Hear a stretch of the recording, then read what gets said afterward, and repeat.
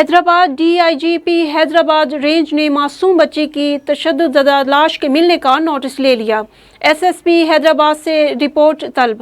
Deputy inspector general of police Syed Pir Muhammad Shah Hyderabad range نے ضلع حیدرآباد کے تھانہ مارکیٹ کی حدود ہیرا آباد میں واقع انیلا ہائٹس پلازا کی چھت سے 7 سے 8 سالہ معصوم بچی بنام زارا دختر فیصل قریشی کی تشدد زدہ لاش ملنے کے افسوسناک واقعے کا سختی سے نوٹس لیتے ہوئے ایس ایس پی حیدرآباد امجد شیخ سے تمام تر پہلوؤں پر جامع و مفصل رپورٹ طلب کر لی۔